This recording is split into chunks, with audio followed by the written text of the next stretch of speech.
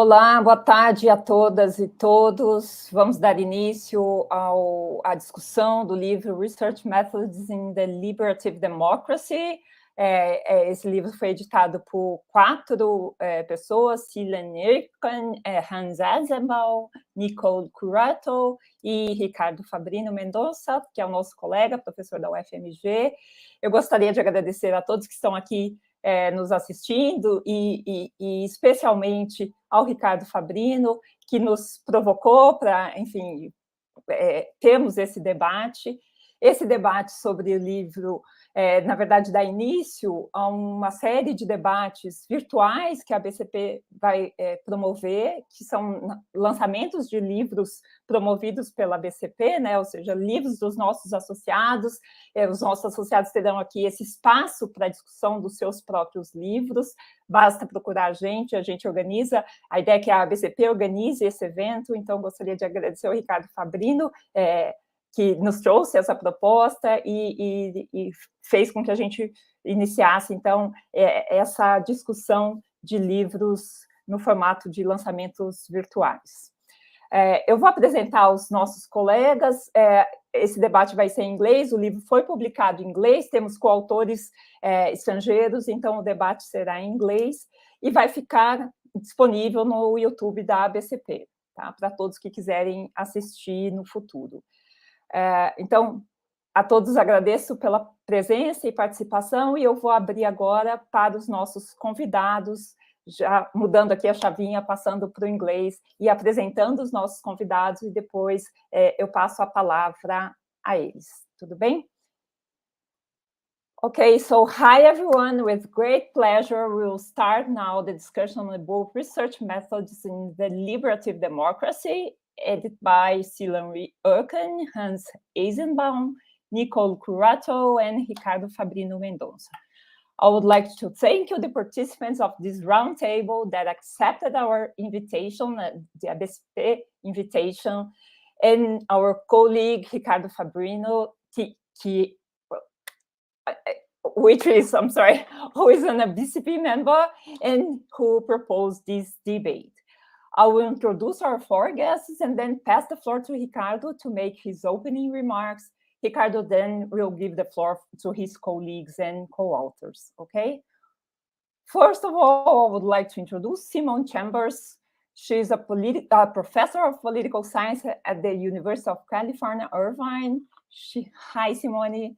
Simone has written and published on topics such as deliberative democracy, public reason, the public sphere, rhetoric, civility, and the work of Habermas and John Rawls. Her most recent book is Contemporary Democratic Theory and will come out on by Polity in the end of this year.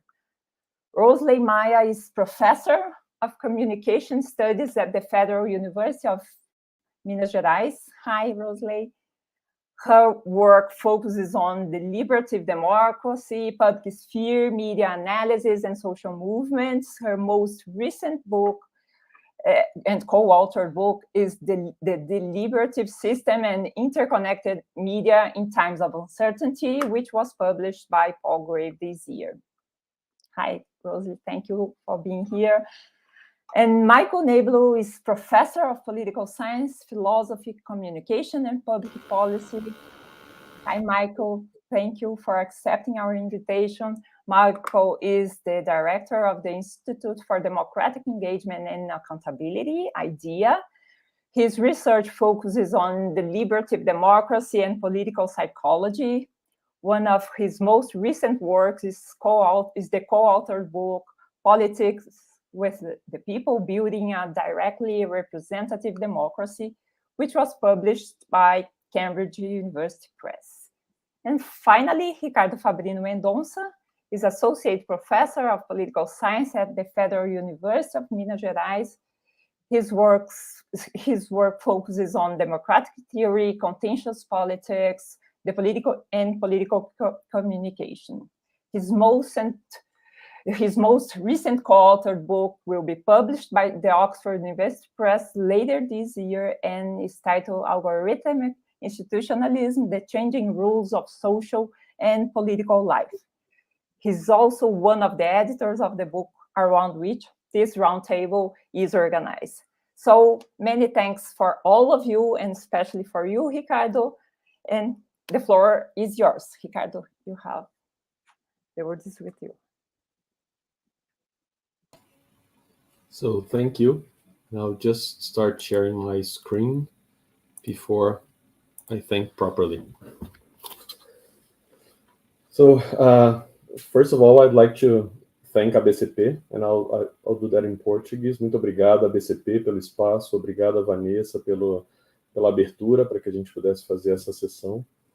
And besides thanking ABCP, I'd like to start this introduction thanking our presenters today who were kind enough to be with us, and my wonderful co-editors, Selene Erjan, Hans Azenbaum, and Nicole Curato from the Center of Deliberative Democracy and Global Governance in Canberra, Australia. I would also like to thank the incredible team of contributors of this edited volume, especially the three of them who are here today in this roundtable. So thank you for your time, and thank you for engaging in this project, which actually took about 4 years. This was a quite long project. So the book started as a pre-conference workshop, actually. We started before IPSA in 2018, so IPSA was going to be held in Brisbane, and we wanted to do something, a workshop, since a lot of people were going to Australia, a lot of people from the deliberative community. And we held a small workshop in the Center for Deliberative Democracy and Global Governance, thinking of a theme that could bring us together and that could foster discussions. And after the workshop, the need for a publication compiling different methods in deliberative democracy research became clearer to us. We initially listed around 10 widely used methods in the field. Yet, when we started to look at the scholarship from a methods perspective, our list continued to grow. And so we moved to 15, 20, and we ended up with 33 chapters and 50 authors in a massive book. The scholarship on deliberative democracy is built on a diverse epistemic community. The diversity is reflected in the methods included in this book. Scholars from various research traditions, disciplinary backgrounds, and geographic expertise present the methods they use while researching deliberative democracy.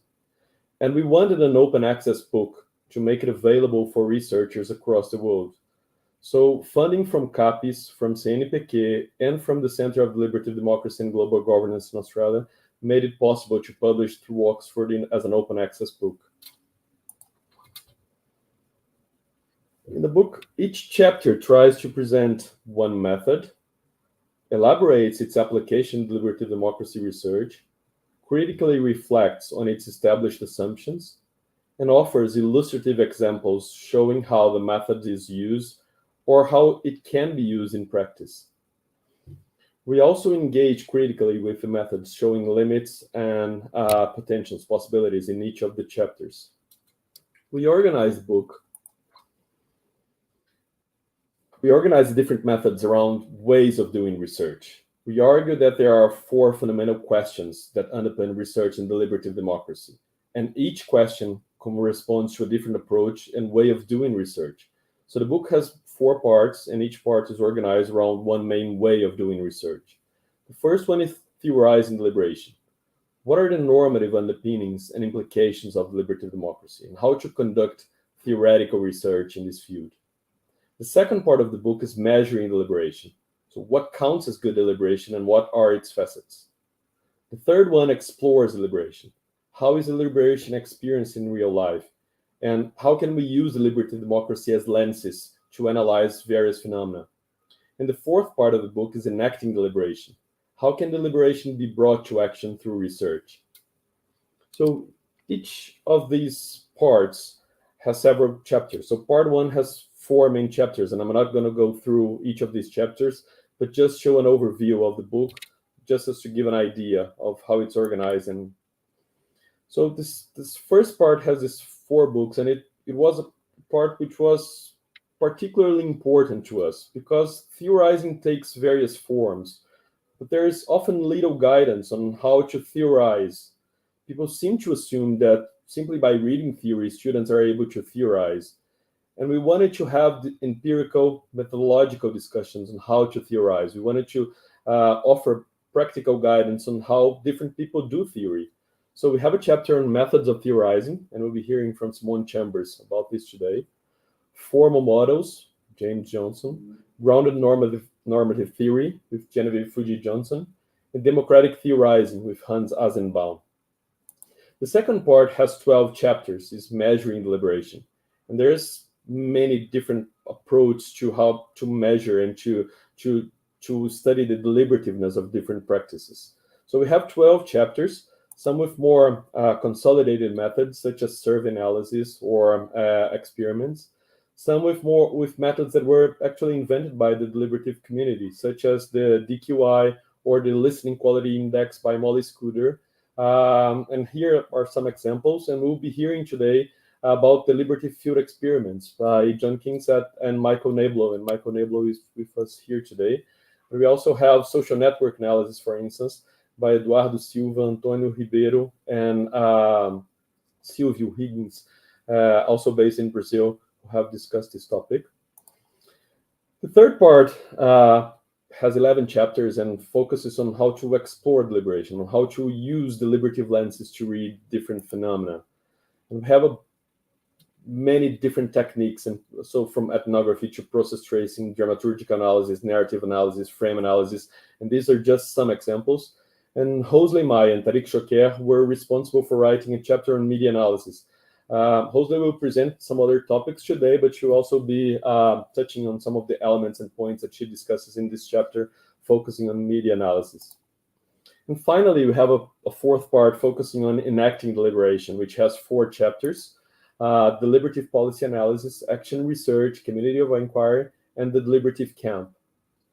So this is basically the broad structure of the book, which is available at the Oxford University Press website for free download. So you just have to access the publisher's website and download it for free. And I'll just pass the floor to Simone Chambers, who will be speaking about theorizing in deliberative democracy, and in a certain way about the first part of the book.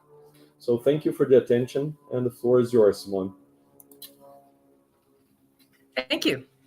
Well, thank you for the invitation. I'm going to put on my timer to make sure I'm within time.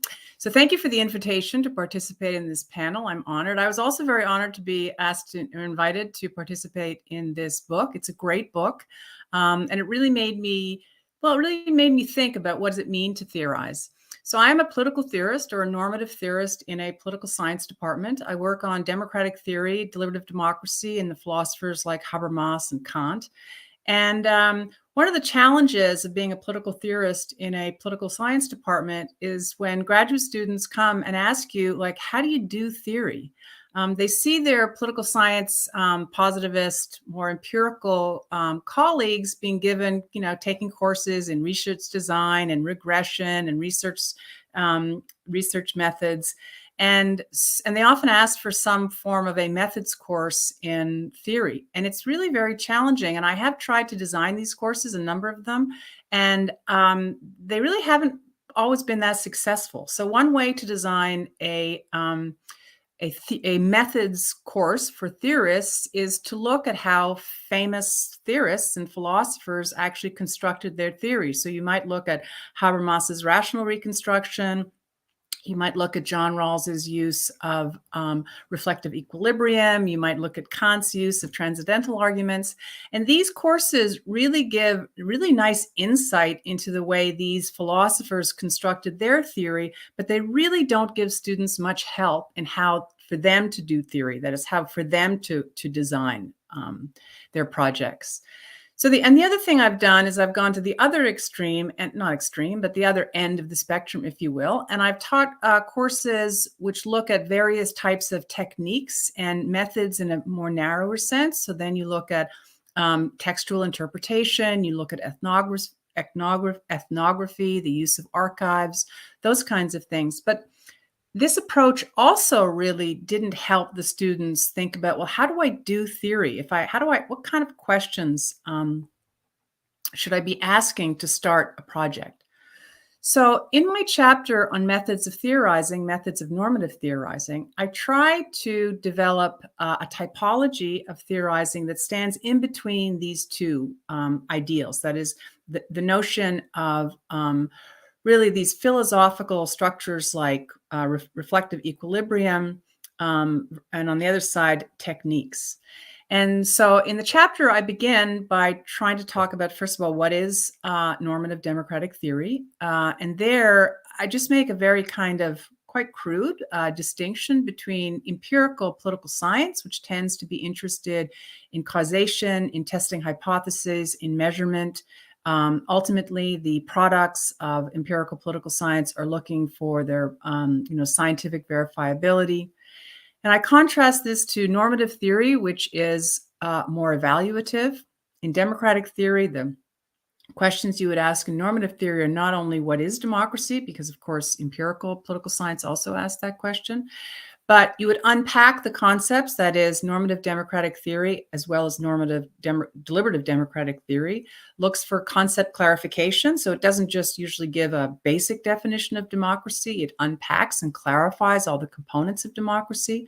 So you would unpack and clarify all the components of deliberative democracy, and then asks straight up evaluative questions. That is, why should we value democracy or deliberative democracy? How does it improve democracy, or how can we improve democracy using this concept? And how can we criticize existing institutions using this concept?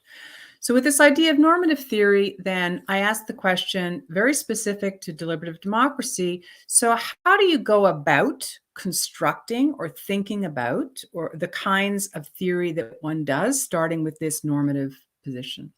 And I develop a typology of 5 types of deliberative democracy theorizing. And these are very analytic and slightly artificial divisions. That is, you can probably think about theorists and deliberative Democrats who do all 5 or do only some or not all.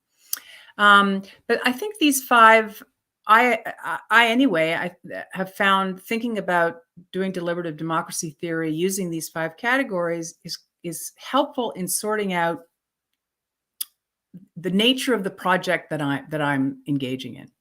So the first category is the category of what I call the theories of the ideal. And these are also what could be called foundational theories to deliberative democracy. They are theories that set out the original idea. So you think of people like Habermas, or you think of Joshua Cohen or John Dryzek. So there are 2 components to these. One is a definition of what is deliberative democracy, and the second is a clear normative argument of why we value deliberative democracy as opposed to, say, aggregative models of democracy. It's very hard to tell people how to do that kind of theory. The example I use in the book is I compare Joshua Cohen to John Dryzek, both of whom have really contributed significantly to the ideal of deliberative democracy, but their actual methods are really very, very different. Joshua Cohen is an analytic philosopher in the tradition of Rawls, whereas John Dryzek comes out of a tradition of public policy.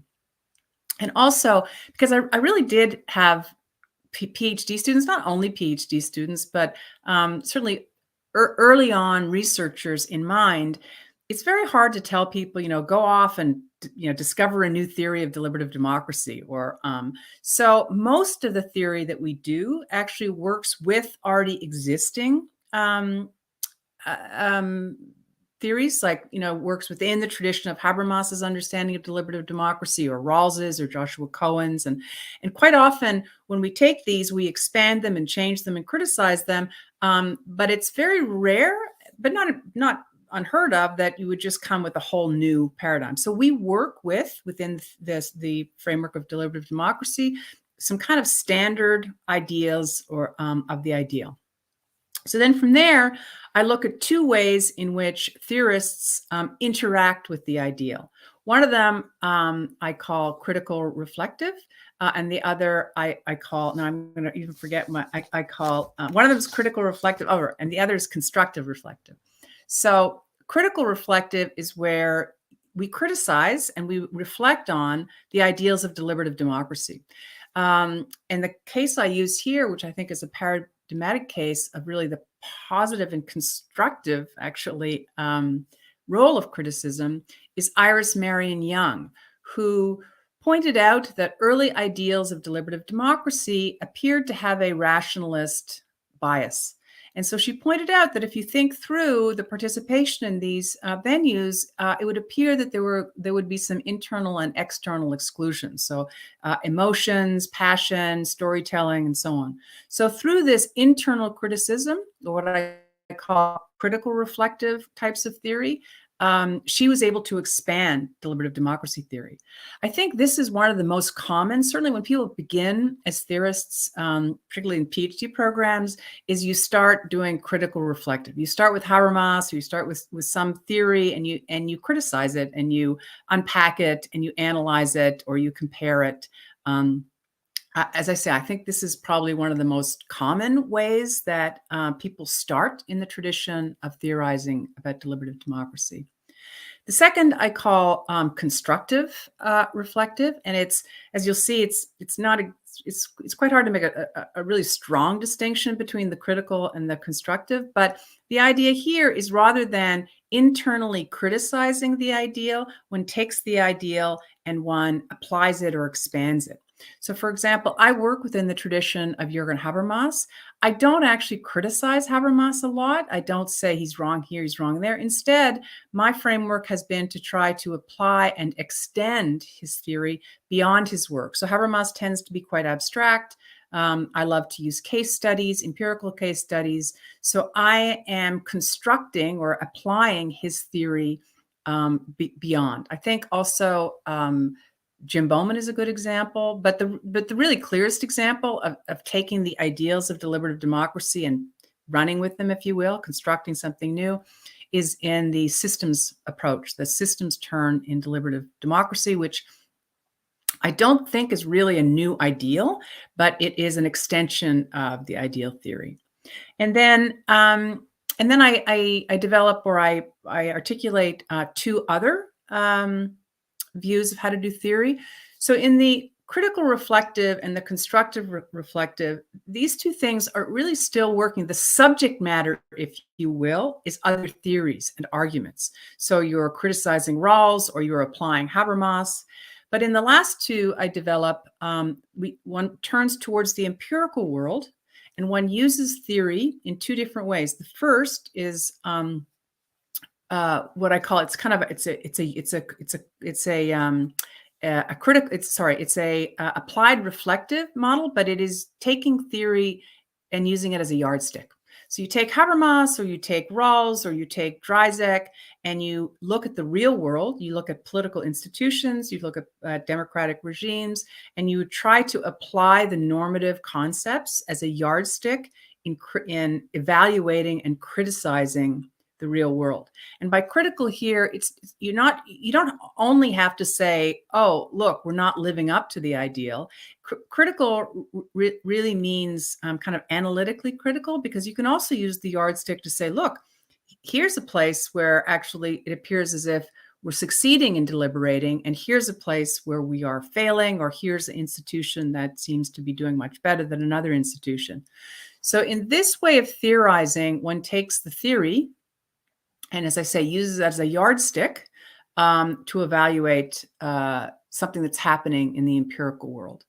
And then the final category, and this really now borders on doing straight up empirical work, is that rather than using the theory as a yardstick, one uses the theory as a building block to design institutions.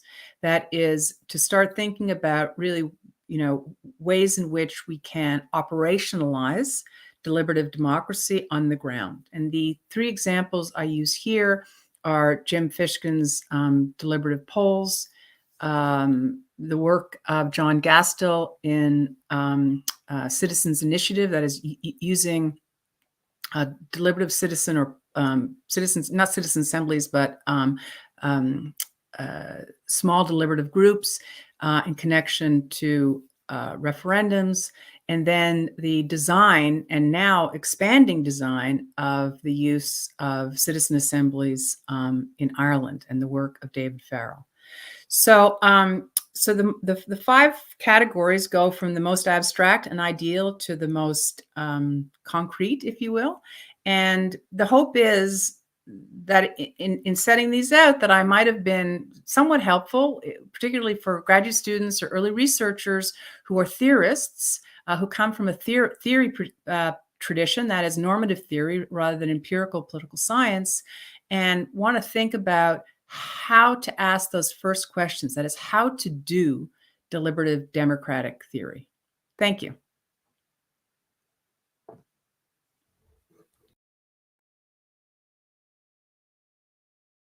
Very much for your comments. And we now pass the floor for Rousiley. Maia. Rousiley, please. The floor is yours.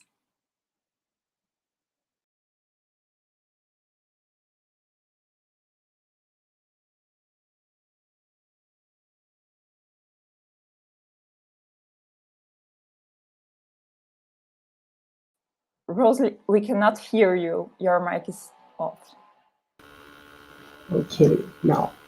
And thank you very much. It's a pleasure to be here. And I'm also honored to be part of this panel and to collaborate in this wonderful book. My presentation here is about one way of exploring substantive content of reasons. So I gave this title, the interpretative and also integrative approach. I've organized my presentation in 4 topics. First, I'm going to explain why it's interpretative and also why it is integrated. Next, I will explain how and why it's relevant to look at the substantive content of reasons, looking at different controversies or challenges in the empirical analysis. And finally, some steps for empirical operationalization, and then some examples. The first thing is to clarify what I'm saying about substantive content of reasons. Of course, justification and reason giving is a central topic in all studies of deliberative democracy, and it has been studied for many different ways through different approaches. When I'm saying substantive content, I'm looking at the meaning itself that is encoded in justification, or what we could say it's a propositional content. My point here is that this meaning, it can be identified, coded, and used for empirical analysis. And now I'm going to say why I think this is different from the most conventional measures or studies. Usually, the procedural process of deliberation is the most studied dimension, and these all different methods to capture justification or outcomes of deliberation and opinion change are concerned, of course, of how people understand problems, propose solutions, achieve new understandings. But most of the methodologies available, either the indirect one as questionnaires or surveys, or those direct measures like Steiner and colleagues with DQI, looking at the substantive content, looking at the content of reasons, they are not properly coding the content, but classifying it as, let's say, common good or self-interest, appeals to utilitarian principles, but the meaning, actual meaning, it's not transformed into a code itself. Or other types of analysis that looks at the form of understanding and rationality as John Dreiser's Q methodology. So the point here is that the substantive content can be used as a unit of analysis. So I'm going to, having said that, I now say something about how it deals with different challenges in the empirical analysis. I think one of the key questions it's this interplay of procedural dimension and the substantive dimension. I'm not saying that it's an alternative process that should be measured, but when I mention that it's an integrative approach, it's to look how paying attention or refocusing the concern with the substantive meaning could improve or develop or give some hand to develop the conventional measures. So offering reasons means more or less explicitly what people cares about, what are their concerns, principles, values, or how they make recommendations or contest things. And to develop this sort of analysis, I propose to look reason giving as a process that is associated a social practice, of course, with different modalities of practice. And also the behavior can be deliberative or not deliberative. That's why it's also important to combine the substantive content with the procedural one. Just to give an example, someone could ask for white supremacy in a very polite or respectful way, or call for military intervention. So when you look at the content of reasons and justification, it offers a complement of this procedural dimension. And this is the point that I would like to explore more. This also provides a lot of evidence that can be further developed and explored in different types of empirical analysis in the field of deliberative democracy. So moving to the third point, how to deal with the micro and macro analysis. Again, my view is that you don't need to choose if you are developing micro or micro analytical counts, but depending on the interest of the researchers, you can using either micro, macro, or both, or move from one to another. But the challenge, I think, it's a kind of a development of the field itself. How can we integrate process that we can look specifically in a context or in a single place, and using a micro analysis to broader processes in society? This became clearly after the systemic approach, the most recent concern in the field. And refocusing attention on the substantive content helps to deal with several challenges that we usually find or face in this field. And this helps to look at the process of deliberative and non-deliberative practice, the spread of questions or debates or ideas with wider publics, and we could grasp some process of politicization, depolitization, polarization. And so, again, the idea is to develop an integrated approach.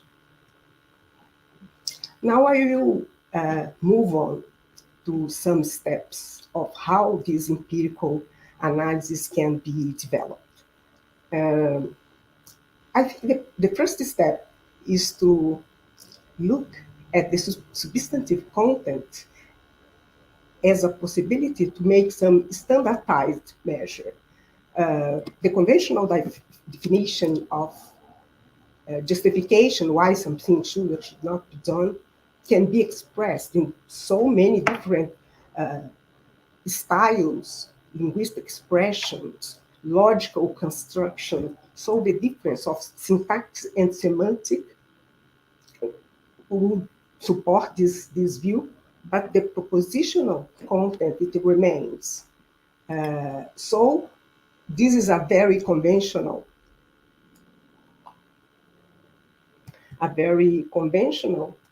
analysis in the field of media studies.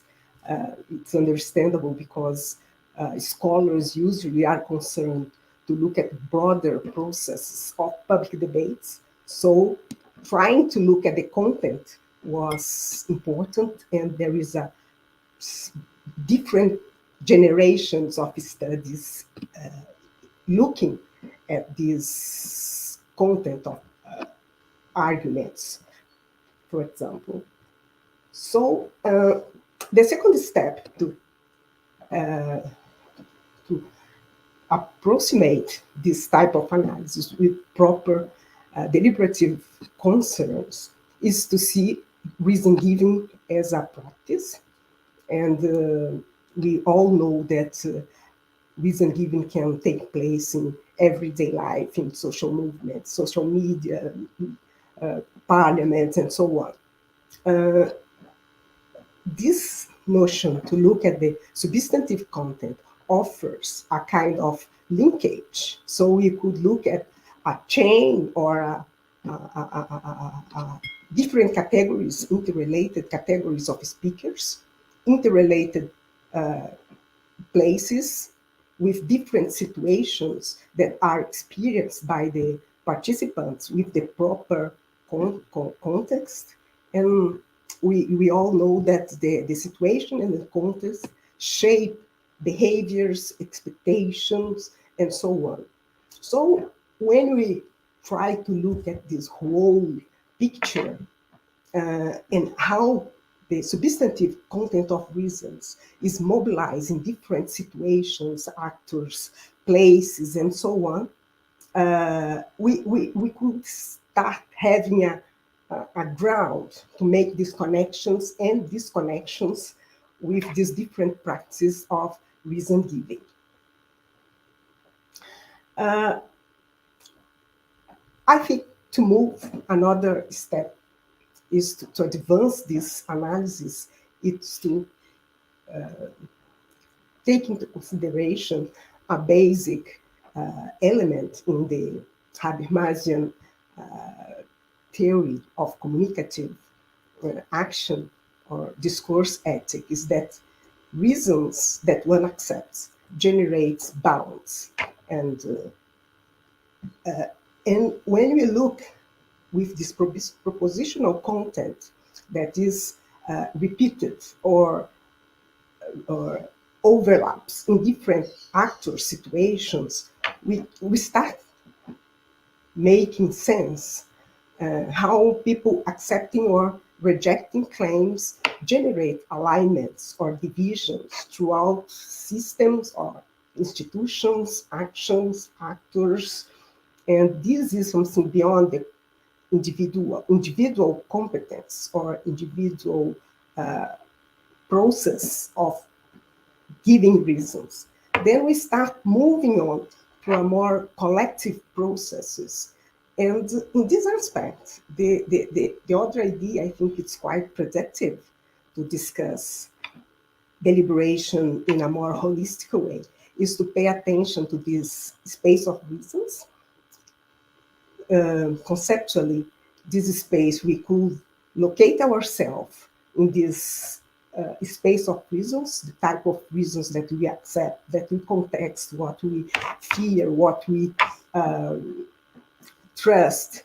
So in this way, reasons is not objects in the mind of people, but social, public, shareable, and also reasoning is a matter of considering other reasons. Then I move into my ending my presentation. This is some empirical examples that I've been trying to work for several years, and also my research team trying to apply this type of ideas. And I'm fortunate here because this was a chart by Michael Neblo that inspired us for several years, indeed, since 2007, when he presented the chart of this system.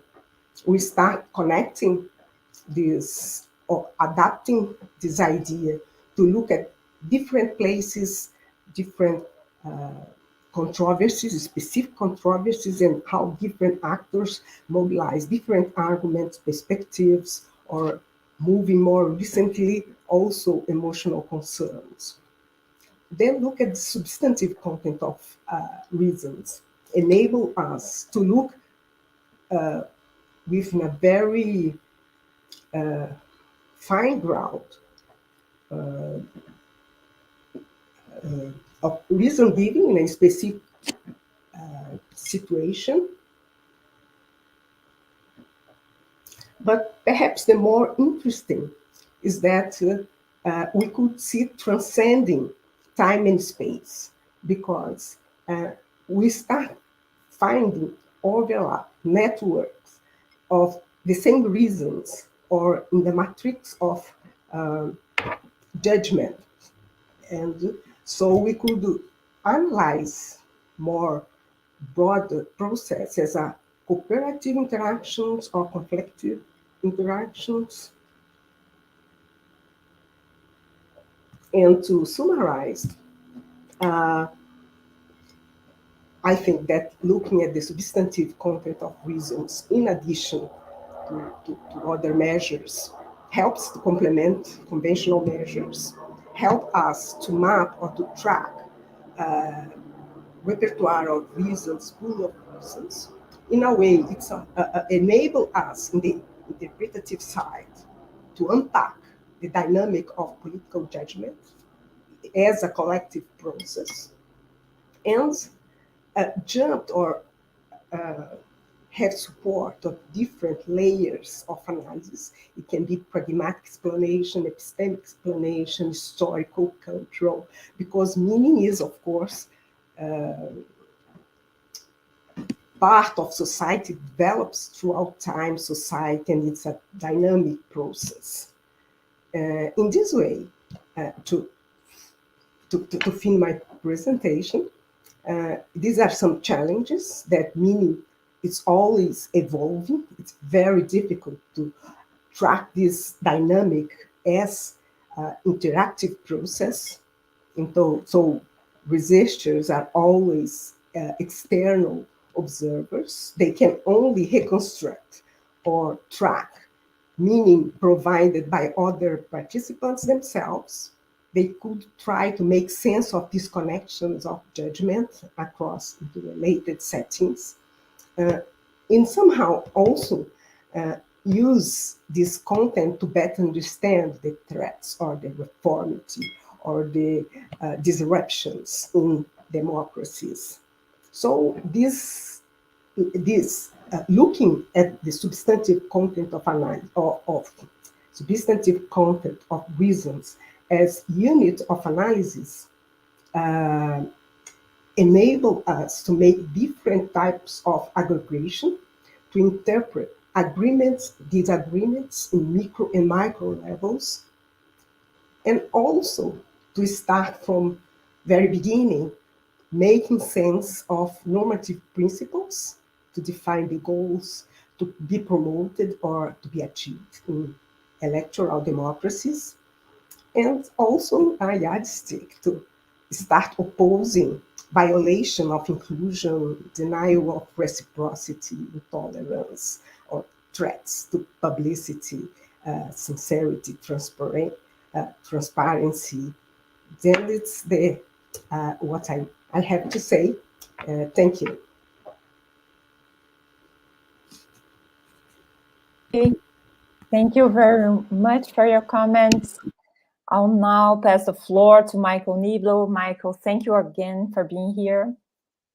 Well, thank you. I'm really grateful to have been invited. Just very quickly to the audience, I was not feeling well and had to step away. And so we shuffled the order of the presentations. And having just heard the previous presentation, it turns out I think this was extraordinarily fortunate.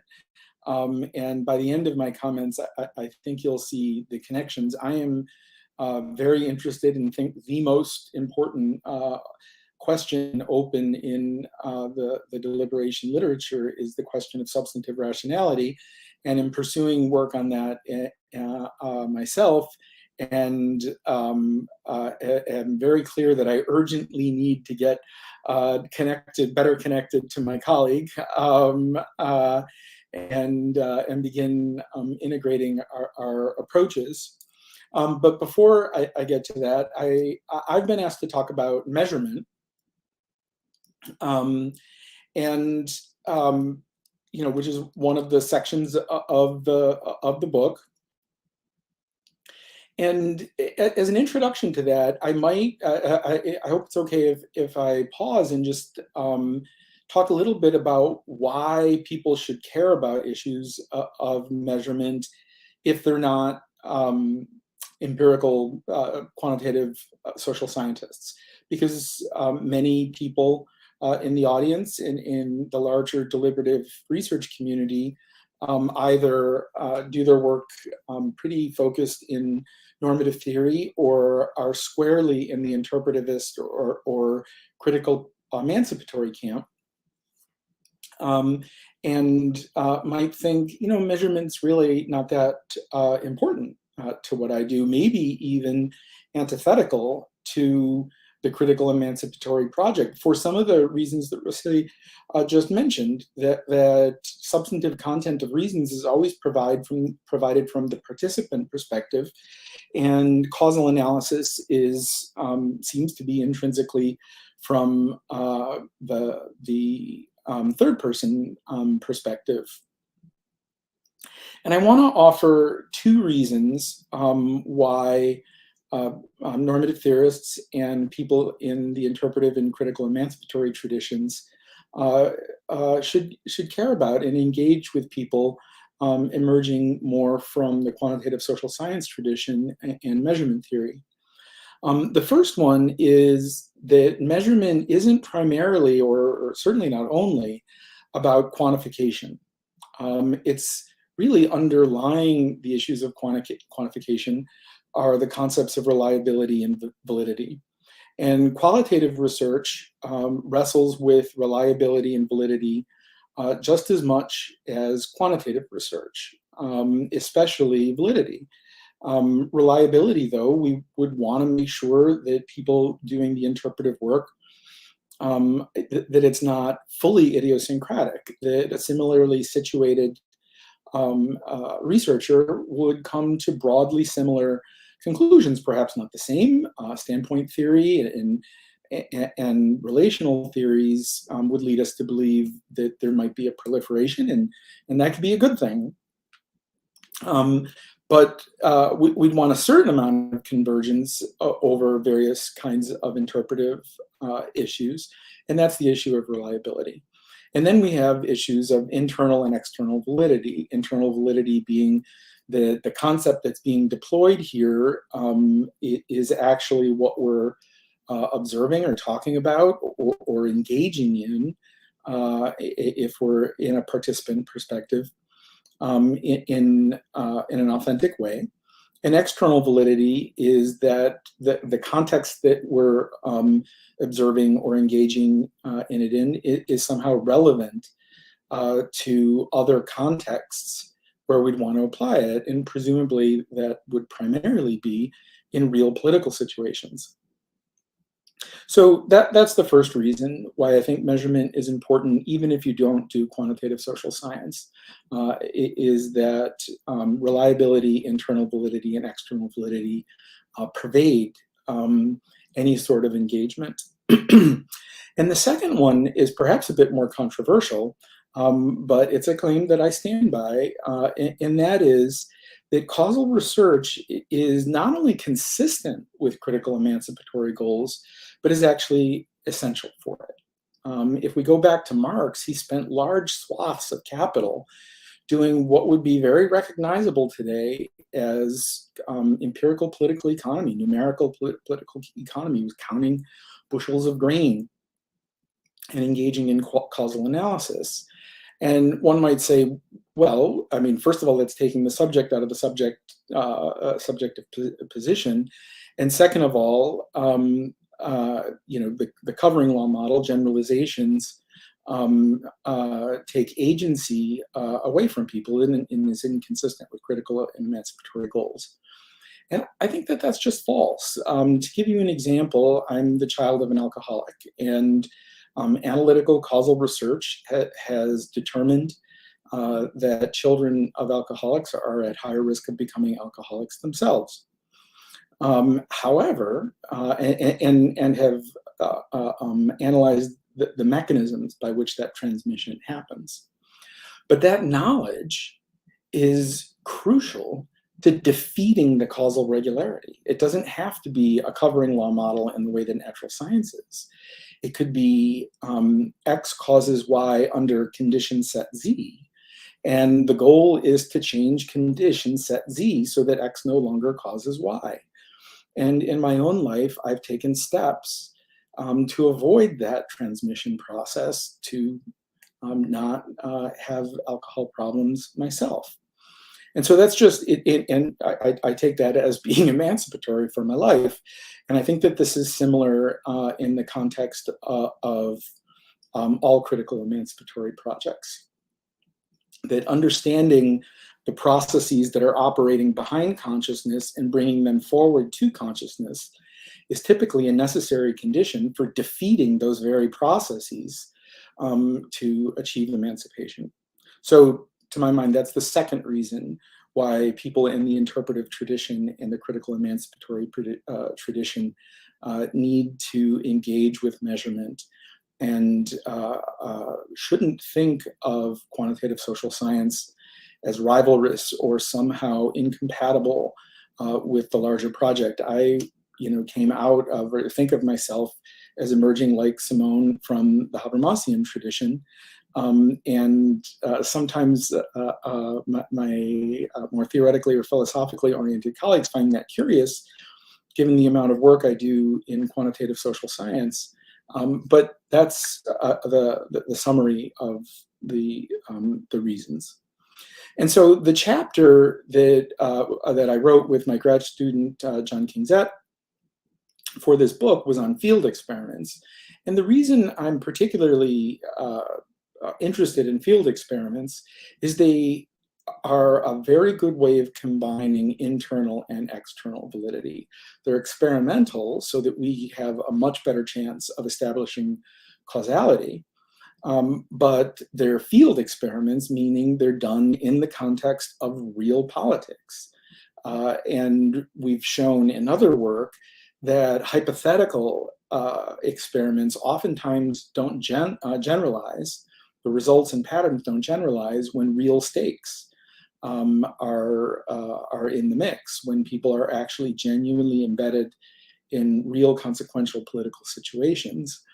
And so I think it's very important to engage in field experiments, to build our causal knowledge, in some cases to build causal knowledge so as to defeat it if the causal processes are leading to bad outcomes, but in other cases to refine and amplify them. Okay, so I'm going to spend the rest of my time talking about what I see as the main outstanding or largest, most crucial questions that we don't have well settled within the domain of measurement in deliberative democracy research. One is that heretofore, nearly all of the measurement of deliberative quality has been at the micro level, or at the very least of one site of deliberation. And I was so honored and gratified to see the diagram in the previous presentation, because going back to 2007, I've been pushing my own version of the systemic conception of deliberative democracy, though I think that, or I attempted to reconstruct it out of Habermas's two-track theory.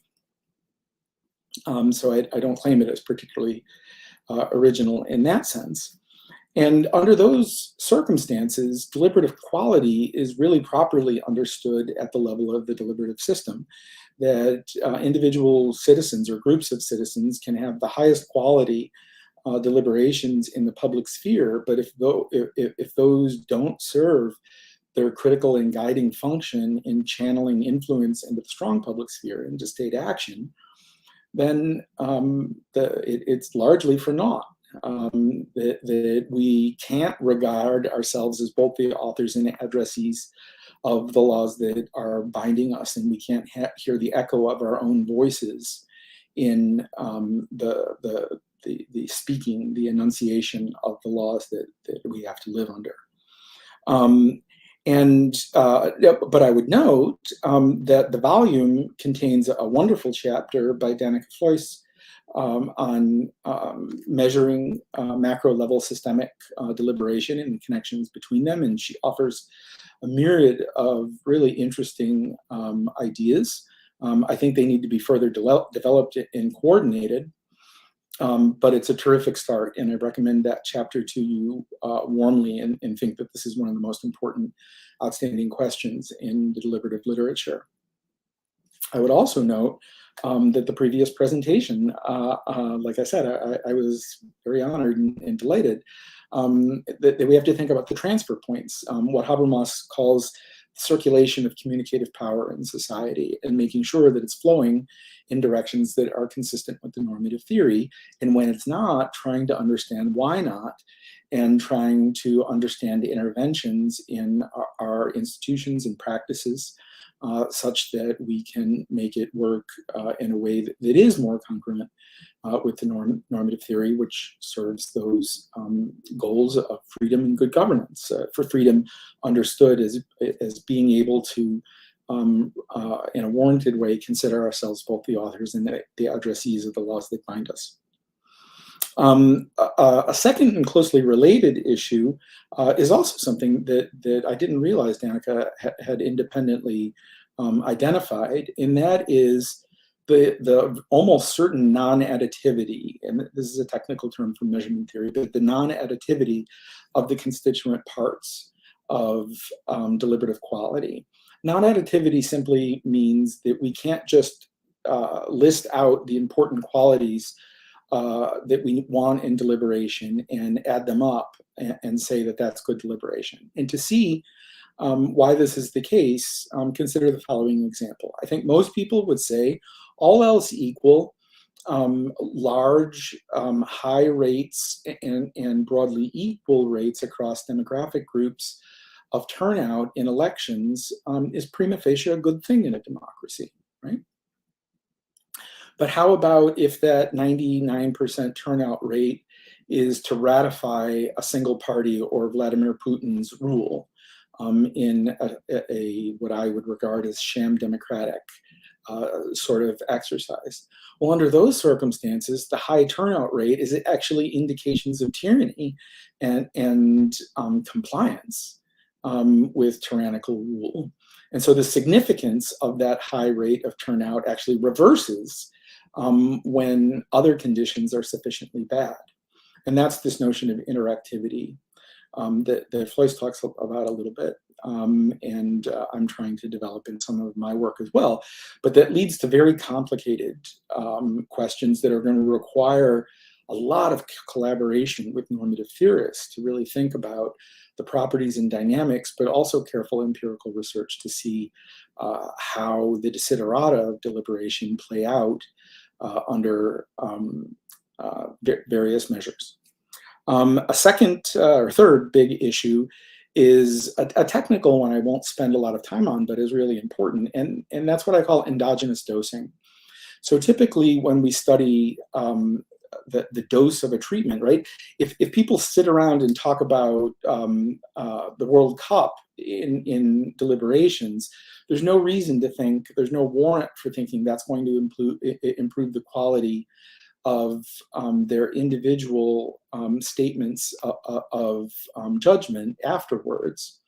So deliberative quality requires the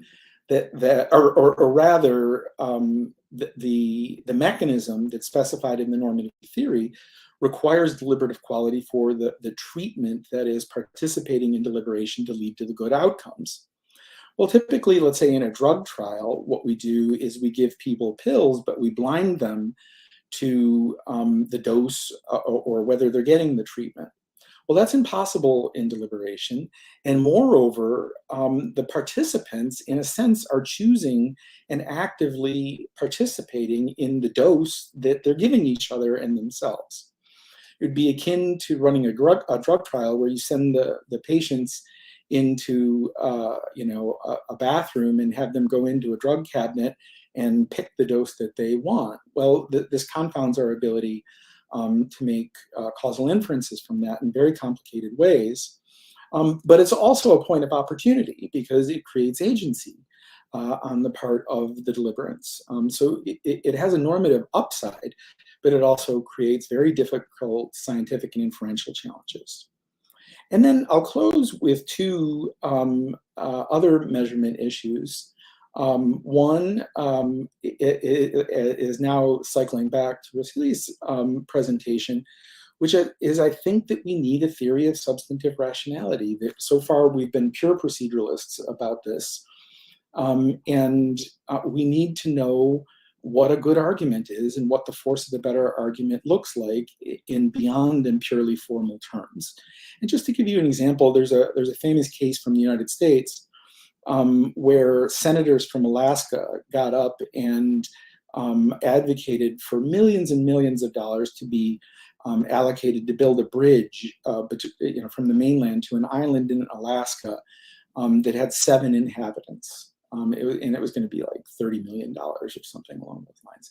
It was really just to bring work dollars into the state of Alaska, not any remotely plausible, plausibly rational use of finite tax revenues. And yet, if you code the presentations by those senators on formal terms, they're impeccable.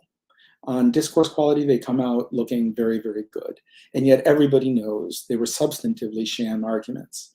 And that seems to me to indicate that we need sincerity, which nobody has wrestled with, folded into our conception of deliberative measurement, but also a conception of substantive argumentation, quality of substantive argumentation.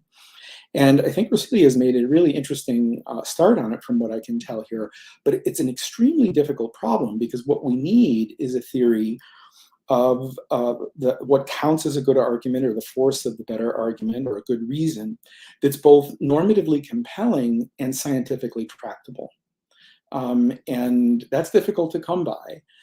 In my own approach, I've started with Robert Brandam's work, which in a lot of ways is very closely at the micro level, is closely related to Habermas's work. And he describes what he calls the game of giving and asking for reasons, and different sorts of commitments and accounting that we make when we make statements or ask questions or challenge propositions in dialogue. And with my colleagues, we're trying to build a theory, a scientifically tractable theory of the game of giving and asking for reasons, akin to the way that game theory is the normative theory of instrumental rationality.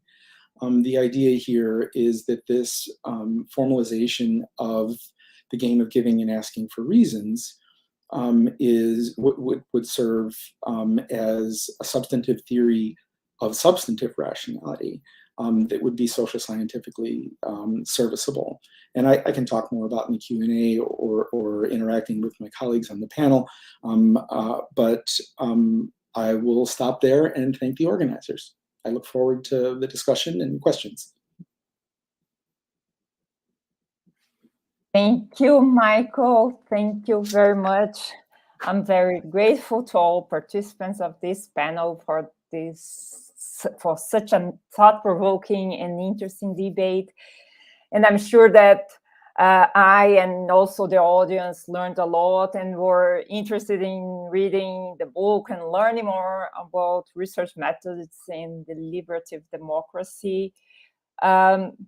I also would like to highlight that the video will be available on our ABCP YouTube page, as well as the link for the PDF of the book, which is also there, which is also going to be there.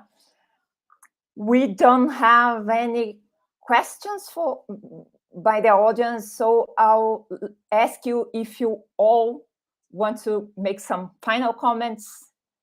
Ricardo, Simone, Rousiley, and Michael.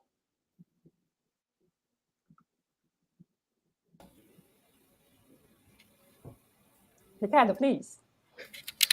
I just wanted to thank the presenters. I think that I'm intrigued by many questions, and I actually would like to discuss further topics with you. For instance, this idea of sincerity that I'll be writing to Michael about, because I've been struggling with the idea of measuring sincerity for a long time, and I'm usually against attempts of measuring sincerity. But so I was intrigued and provoked by his final comments and the Alaska example in very interesting ways. But Vanessa had told me, and I think that that as part of the series of book launch, this will be more focused on presentations of the books more than in broader discussion. So on my concluding remarks, I just wanted to thank Simone, Michael, and Rousiley for their contribution today and for their contribution to the book and to the whole process, with the other colleagues and contributors that have been that have gone through a lot of effort through 4 years to turn this book into reality.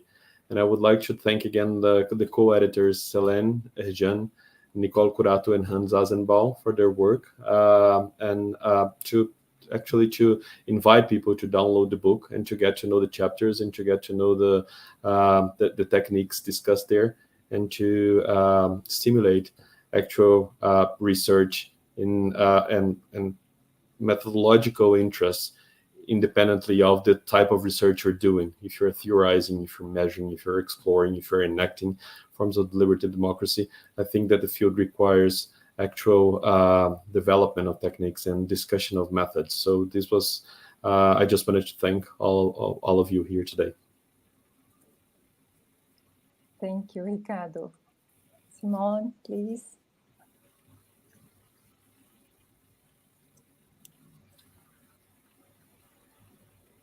Well, I'll just thank you for the opportunity and for my co-panelists, both of whose presentations I learned from greatly, and hope to be able to follow up on substantively down the line, and thanking those people who are in the unseen audience here. I too want to thank for the invitation. I learned a lot. I take it Michael and I will have to have a discussion about substantive rationality, sincerity, and but very interesting, very interesting. And of course, I've read Rousiley's book, and it's a wonderful book. So thank you.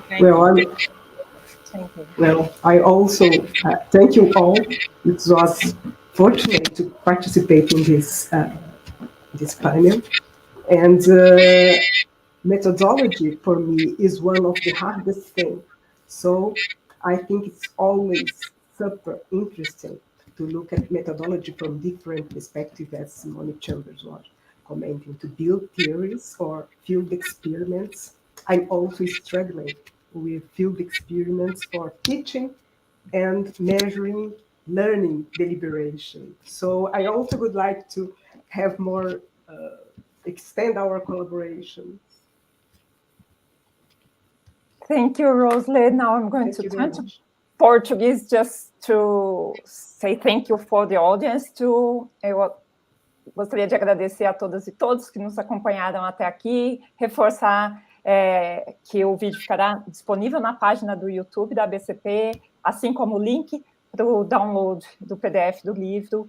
Então, agradeço a todas e todos novamente e espero todos e todas numa próxima. Muito obrigada. Thank you very much, you all. It was great.